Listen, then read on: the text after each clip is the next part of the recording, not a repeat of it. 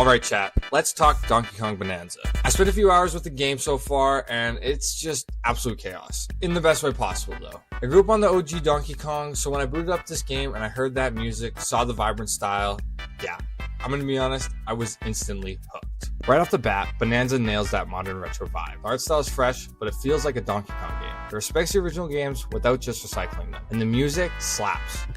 Make some music, chat? Am I gonna play a beat?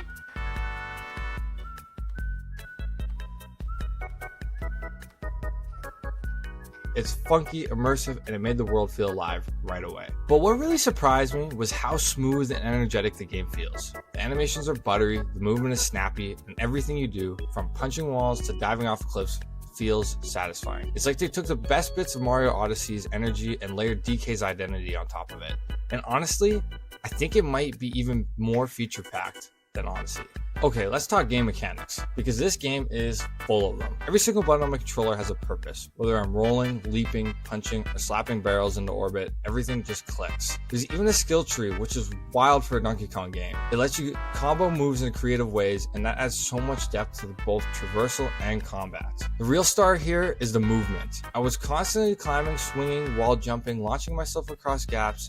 Half the time, I wasn't even following the intended path, because the freedom was just too much fun. There are so many ways to approach a challenge, and that kind of creative mobility is rare in most platformers. Now, exploration. The game rewards you for getting distracted, and I mean that in the best way possible. Every layer of the world is packed with secrets, bananas, side challenges, and mini-games. I spent 4 hours in just the first few areas because I kept wandering off and discovering new things. Like in the lagoon area. Easily my favorite zone so far, though it is only the second one I've seen. Tropical vibes, bright colors, and then boom, you fall down a sinkhole, start skydiving, and you're steering mid-air to collect bananas on the way down to the next layer. That moment was super cool. If anything, there's too much to do early on. I tried to progress the story, but I'd end up doing 10 side activities first. It's a blessing and a curse. I know I've been getting sidetracked, but wasn't like the whole point? Aren't I like trying to destroy...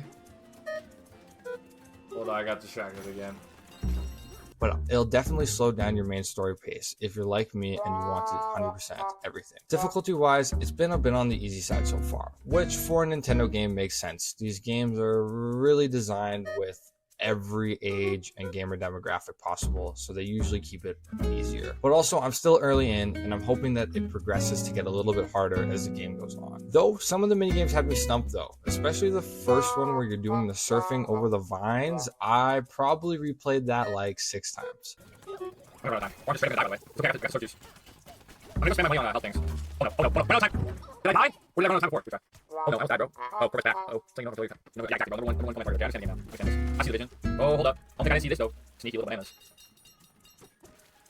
Oh! Oh, I still have an umbrella. Nice. Also, I didn't know this, but you can probably reach it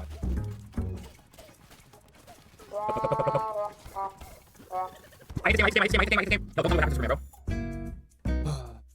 So I'm hoping the challenges ramp up later on. And yeah, this is definitely a game I see myself coming back to. I already know I'm going to 100% it, and I'm planning on making some speedrunning content once I really master the movement. Visually, the game is gorgeous. It's a great modern evolution of DK's old look, polished but still goofy in all the right ways. Nintendo really took their time when they were designing the art style for this game. The music and sound design elevate everything.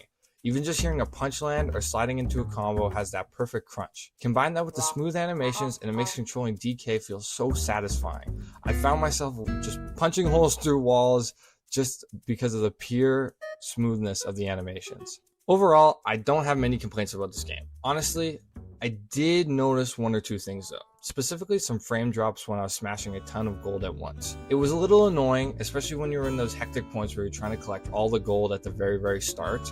The frame drops slightly ruined my immersion, but honestly, I'm just being a little bit nitpicky. Story-wise, it feels a little light right now, but honestly, that could change as I get further. I feel that the main story I don't have a general premise of. I'm not totally sure what I'm doing other than smashing my way through the layers, completing bosses, and trying to get to the very end to go back to the surface, so I don't fully understand what my main goal is.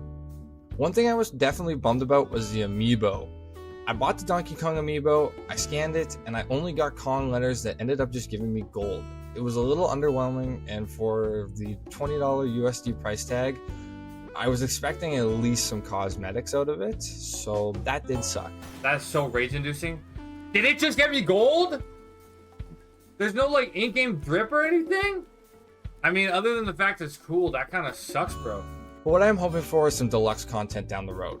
New characters, new levels, maybe even a Diddy Kong expansion. I'd love to see that character see some light in this game. I'm not sure if it needs a full sequel though. I think this game is perfect as it is, and adding content to it would be the way to go. But I think adding a sequel, due to the fact that the story is already, there's not a whole lot of layers to the story already, I feel like creating a sequel would be grasping at straws a little bit. But like I said, I'd love to see the world expanded on. At the end of the day, Donkey Kong Bonanza is a game of overwhelming, well-crafted chaos. It's fun, responsive, and packed with personality. If you like movement-based games, platformers, or just want something that feels alive, this is a must play. I'd recommend it to literally any gamer, no matter the age, no matter the skill level.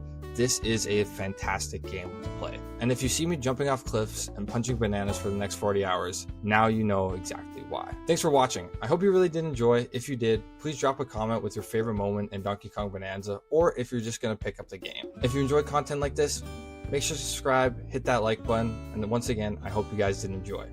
Peace.